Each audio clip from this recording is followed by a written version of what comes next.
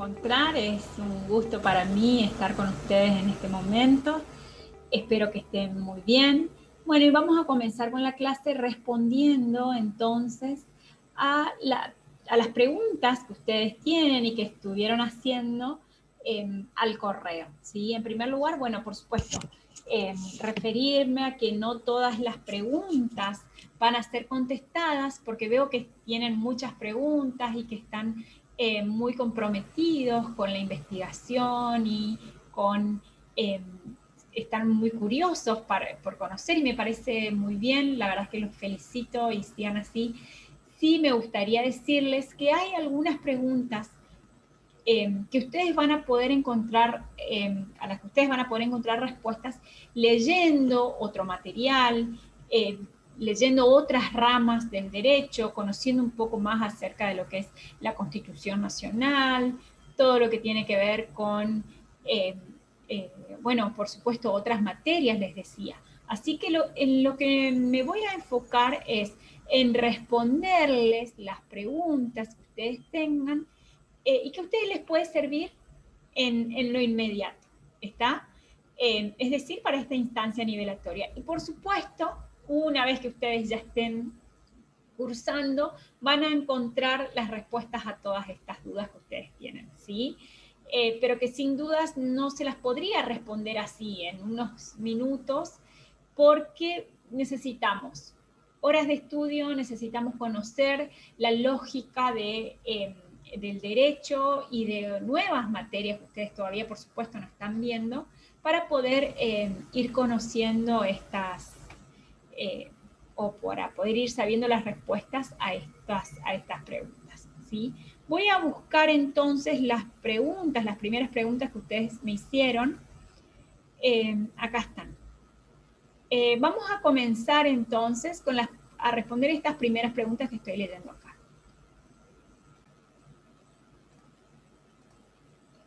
Bueno, las preguntas que vamos a contestar son las primeras que nos llegaron, que son las de Milagro, Martín y Paula, ¿sí? Dice Milagros, le quería preguntar acerca del capítulo 4, cuando habla sobre las obligaciones del Estado y hace referencia al término conditio sine qua non. No llegué a comprender muy bien a qué alude, porque anteriormente habla de la norma internacional en materia de derechos humanos, integra el orden jurídico vigente y goza de una presunción de ejecutividad. Esto se encuentra al final de la página 53. Gracias.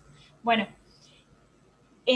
también decirles que yo tengo que interpretar la pregunta que ustedes me hacen y les voy a contestar lo que yo creo que ustedes me están preguntando. Esto también es toda una cuestión, esto es un tema, no poder estar de manera sincrónica respondiendo las preguntas, porque tal vez les responda algo que ustedes no preguntaron o no es lo que ustedes querían saber, pero por ahí el tema de interpretar lo que están escribiendo también es parte, digamos, de poder responder adecuadamente. Busqué la página 53 y no encontré el término conditio sine qua non, ¿sí? El término conditio sine qua non significa una condición sin la cual no, ¿sí?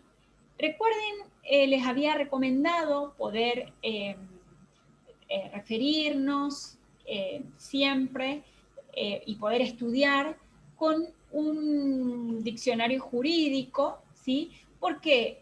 Porque en general vamos a encontrar vestigios de lo que es el derecho romano, ¿sí? Y estos términos en latín los vamos a encontrar precisamente porque nuestro derecho tiene origen en el derecho romano, ¿está? Por eso siempre les recomiendo que ustedes puedan acompañar el estudio con un diccionario jurídico. Ustedes en el campus tienen una enciclopedia jurídica virtual a la que pueden acceder para encontrar los significados de estos términos, ¿sí? Y continúa preguntando, alude a que en materia de derechos humanos integra el orden jurídico vigente y goza de una presunción de ejecutividad.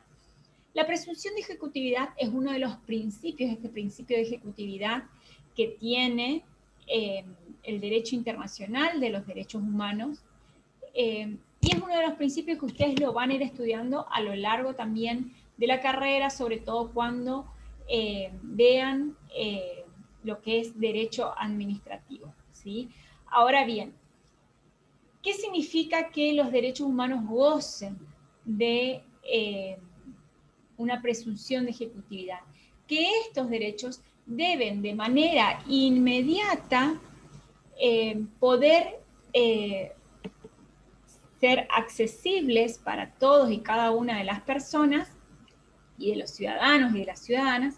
Y esta presunción de ejecutividad específicamente tiene que ver con la posibilidad que tienen las personas, en este caso vamos a encontrar a los ciudadanos y a las ciudadanas, en la responsabilidad que va a tener el Estado frente al cumplimiento del derecho internacional de los derechos humanos.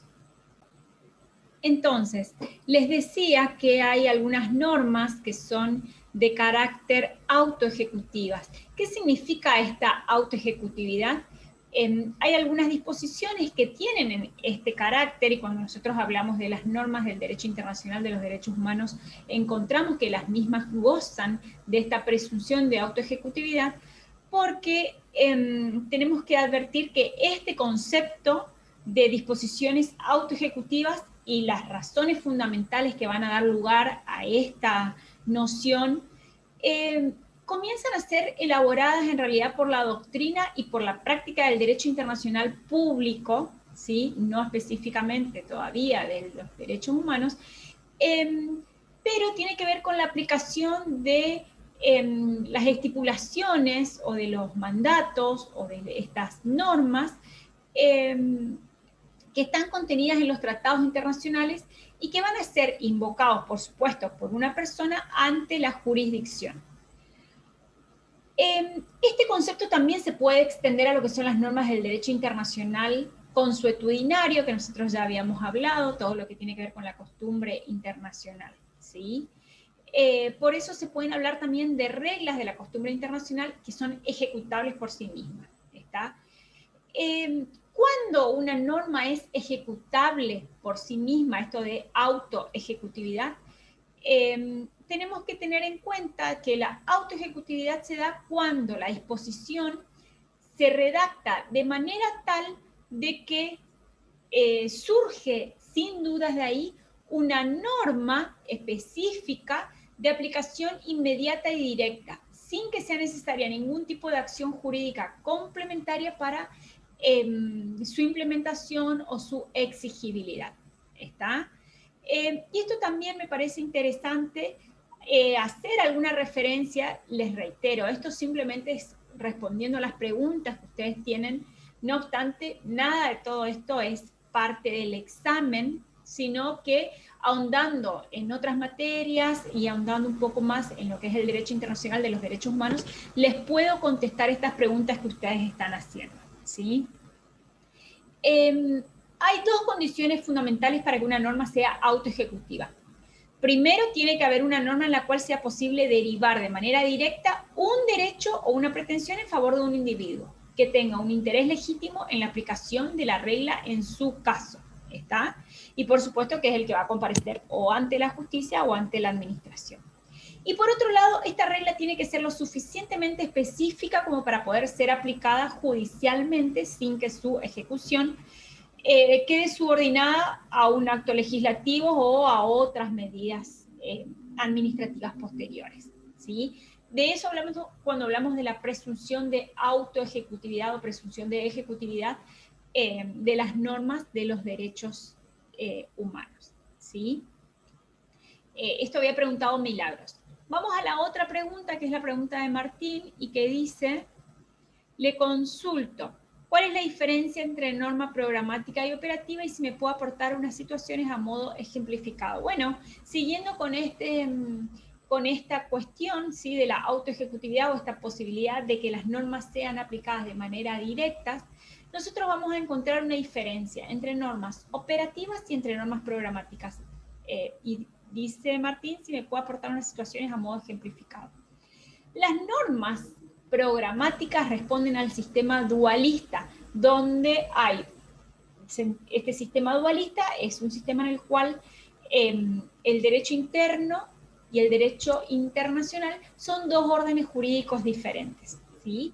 Y el sistema monista es el que va, donde encontramos a que el derecho internacional y el derecho interno es un solo ordenamiento jurídico, es así donde vamos a encontrar las normas operativas. Ahora, concretamente, ¿cuál es la diferencia entre programáticas y operativas? Es que las programáticas necesitan una reglamentación para ser aplicadas. En cambio, las normas operativas no requieren de ningún tipo de reglamentación para su aplicación.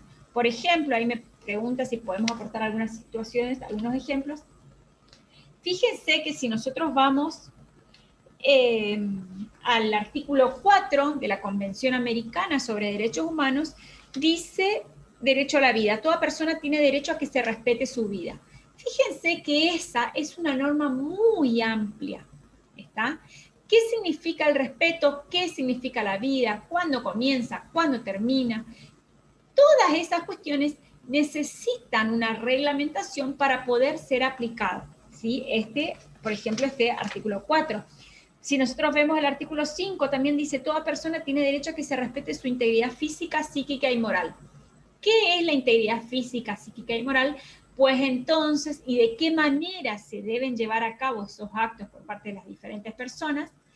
Todo eso debe ser reglamentado. Por eso encontramos que esas son normas de carácter programáticas, porque no pueden ser aplicadas de manera directa, sino que concretamente vamos a necesitar una reglamentación que nos diga cómo hacerlo. Ahora, si nosotros, por ejemplo, nos vamos al artículo 8, inciso segundo de la Convención Americana sobre Derechos Humanos, vamos a encontrar que cuando refiere a las garantías judiciales, entiende que durante el proceso toda persona tiene derecho en plena igualdad a las siguientes garantías mínimas. Y dice, derecho del inculpado de ser asistido gratuitamente por el traductor o intérprete, comunicación previa y detallada de la acusación formulada, concesión al inculpado del tiempo y los medios adecuados para la preparación de su defensa, derecho del inculpado de defenderse personalmente o de ser asistido por un defensor de su elección, derecho irrenunciable de ser asistido por un defensor proporcionado por el Estado, derecho de defensa a interrogar a los testigos, derecho a no ser obligado a declarar contra sí mismo ni a declararse culpable,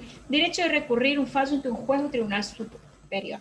Fíjense, esto leído así a vuelo de pájaro, cómo concretamente estas normas sí pueden ser aplicadas de manera operativas, porque no van a necesitar una reglamentación. ¿Y por qué no? Porque concretamente vamos a ver cuáles son esos derechos y cuáles son, cuando nosotros estamos hablando de estas garantías judiciales, concretamente cuál va a ser el deber del Estado en el cumplimiento de estas garantías judiciales y cuáles son los derechos de las personas que están en un proceso, tanto imputados como víctimas, en un proceso para llevar adelante el cumplimiento de estas garantías. ¿Sí? Entonces ahí vamos a ver una diferencia entre normas programáticas, cuando dicen así, que se respete la vida de las personas, muy amplio, entonces vamos a necesitar concretamente que nos digan de qué manera, quién, cuándo, cómo, ¿sí? Todo eso. Ahora, cuando nosotros hacemos cuando hacíamos referencia a lo que es la integridad física, psíquica y moral. Ahora, cuando nosotros nos referimos a garantías judiciales, vamos a ver que concretamente se establecen. Y ahí es un ejemplo práctico para que ustedes reconozcan entonces cuáles son las normas operativas y cuáles son las normas programáticas, ¿sí? También pregunta Martín, ¿a qué se refiere el criterio residual? Lo que no me dijo es dónde leyó lo del criterio residual, pero en qué capítulo o relacionado con qué tema, porque lo podemos hablar desde distintas perspectivas. Por supuesto que ustedes esto también lo van a ir viendo y van a ver en profundidad cuando tengan materias mucho más adelante, pero me parece interesante que ustedes puedan por lo menos tener un concepto de lo que es esta idea de criterio residual o un concepto también negativo, que entiende que la función administrativa es esa actividad estatal que queda luego de haber excluido la legislación y la jurisdicción. A ver, recuerden que nosotros tenemos el Estado compuesto por Poder Ejecutivo, Poder Legislativo y Poder Judicial. Bueno, cuando hablamos de criterio residual, entonces estamos hablando de toda esa actividad estatal que resta luego de excluidas las actividades del Poder Legislativo y del Poder Judicial. ¿Está? En realidad este es un criterio que no llega a resolver por completo este concepto, porque en muchos casos es evidente que no hay ni legislación ni jurisdicción, pero sí existe el poder ejecutivo, es decir, la administración. Por eso quedan más dudas acerca de qué actividad se trata, ¿sí? Este criterio, que es el criterio residual, puede ser útil en la medida en que pueda precisarse aquello que se excluye, ¿sí? Recuerden que nosotros estamos excluyendo la actividad judicial y la actividad legislativa. Por eso, pero necesitamos saber cuáles son esos criterios concretamente que se excluyen. Porque si no está aproximativamente estipulado el concepto de cuáles son esas funciones excluidas, no resulta clara esa caracterización o la descripción de lo que se identifica, en este caso, como residual. ¿Está? En realidad, cuando hablamos de residual, también tenemos que tener en cuenta que nos referimos a la función administrativa, ¿sí? De manera material. Cuando hablamos de esa de administrativa, estamos haciendo referencia al Poder Ejecutivo. Por eso hablamos de residual. ¿Está? Espero que eso también se haya contestado, y si no, bueno, me vuelven a escribir acerca de en qué contexto lo habíamos visto. Bueno, por último, las preguntas de Paula. Tiene muchas preguntas. Hace 1, 2, 3, 4, 5, 6 preguntas, 7 preguntas, 8 preguntas, 9. Bueno, muchas preguntas. Así que vamos a ir contestando algunas de a las que hace referencia, porque muchas de estas ustedes las van a poder responder, muchas de estas preguntas las van a poder responder una vez que tengan conocimiento de otras materias. Y como no los quiero marear con muchos conceptos, sino que ustedes, la idea de esto es aclarar y no oscurecer, entonces si yo comienzo a darles más conceptos, por ahí pueden perder el eje de lo que ustedes tienen realmente que estudiar para esta instancia nivelatoria. ¿Está? Pregunta Paula, ¿cuál es la diferencia entre el carácter vinculante y obligatoriedad?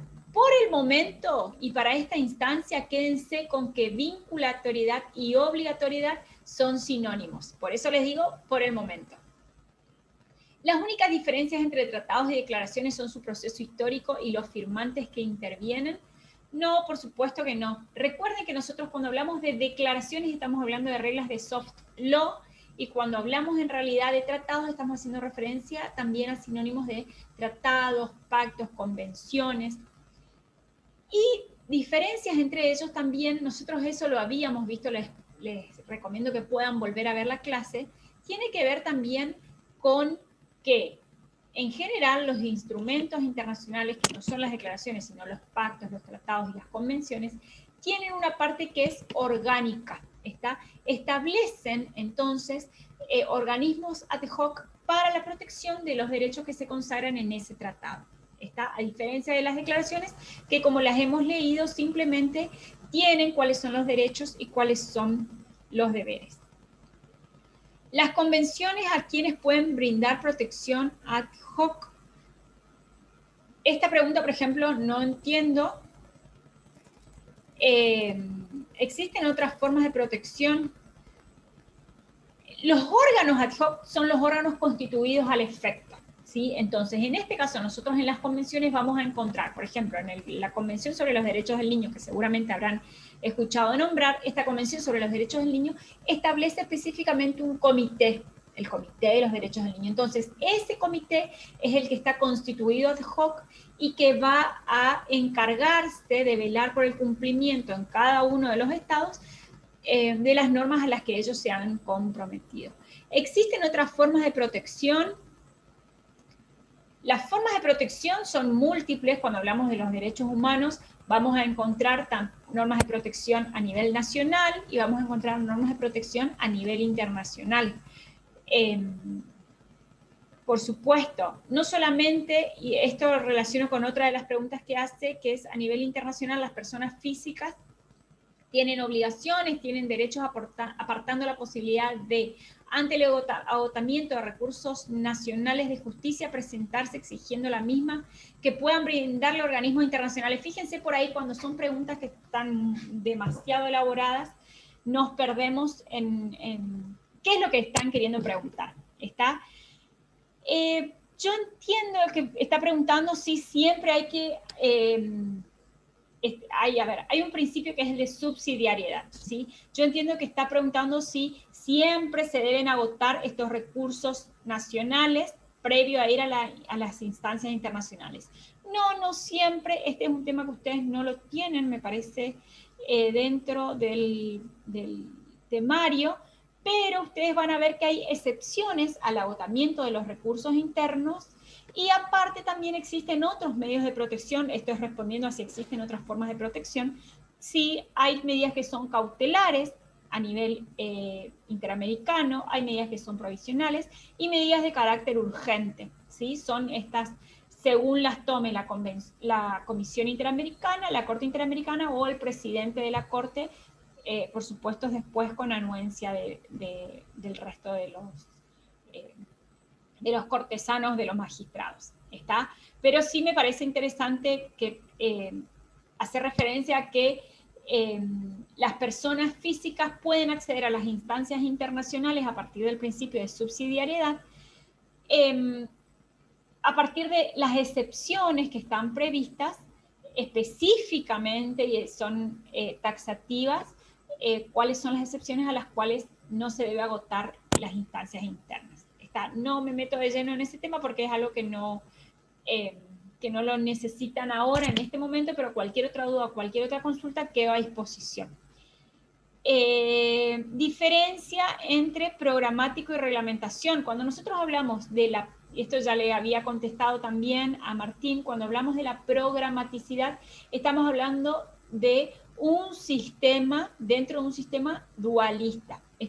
No obstante, también pueden existir reglamentaciones en un sistema monista como lo hemos estado viendo, que nosotros ahora estamos frente a un sistema monista atenuado, no obstante lo cual, sin embargo, vamos a requerir de cierta reglamentación en algunos casos en particular, ¿sí? Como lo hemos visto recién.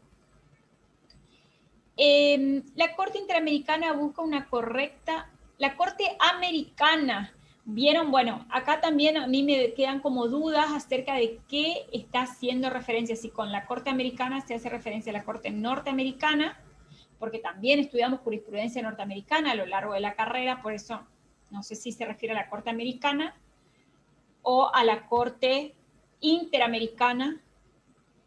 Ahí ya me perdí comenzando la pregunta, ¿sí? Así que dice, busca una correcta definición de ley, reconocimiento de derecho o restricción legítima. Al final, ¿qué se entiende por ley? Pregunta Paula, ¿está? En realidad cuando nosotros hablamos de ley, por eso tenemos que tener en cuenta, si nosotros hablamos de las fuentes del derecho internacional, nosotros tenemos que tener en cuenta que la ley, en sentido estricto, ¿sí? Nosotros vamos a estar hablando de leyes nacionales y de tratados internacionales. ¿A qué se refiere? ¿Qué es la ley? La ley es una norma o es una reglamentación que se aprueba a través de los procedimientos específicos constitucionales siempre, por la autoridad del Estado a la que la misma Constitución le asigna esa facultad, en nuestro caso es el Congreso de la Nación, y esta norma va a tener una regulación determinada de ciertos ámbitos, por supuesto, de la vida de las personas. Pero hay que saber que este es un procedimiento establecido por la Constitución. La ley tiene que cumplir con dos aspectos formales, es decir, pasar por todo el procedimiento que está establecido en la Constitución para que pueda ser una ley válida, una ley vigente, una ley legítima, y material es que tiene que cumplir con todas las características establecidas para su contenido, ¿sí? ¿Cuáles son algunas de estas características? En primer lugar, que las normas o las leyes son de carácter obligatorias. Esto significa que sí, por supuesto, como hoy preguntaban si obligatorio es lo mismo que vinculante, en este caso vamos a decir que sí, son vinculantes. Son abstractas, son generales, es decir, para todas deben ser publicadas. Estos son algunos de los aspectos más importantes que podemos encontrar acerca de qué es o qué se entiende por ley, ¿sí? Bueno, esas son, creo, a ver, todas las preguntas que hace Paula. Y bueno, con esto terminamos entonces la primera de las clases grabadas en las que voy a responder a cada una de sus preguntas. Y bueno, muchísimas gracias por preguntar y sí, por favor, tengan paciencia porque voy a ir respondiendo de algunas de las preguntas, pero las voy a responder. Entonces, a Milagros, a Martín y a Paula ya les contestamos, ¿sí? Bueno, muchísimas gracias por estar. Espero que anden muy bien, que se sigan cuidando y que sigan estudiando mucho. Ya nos vamos a encontrar sincrónicamente en algún momento y ojalá que sí también personalmente. Que anden bien. Hasta luego.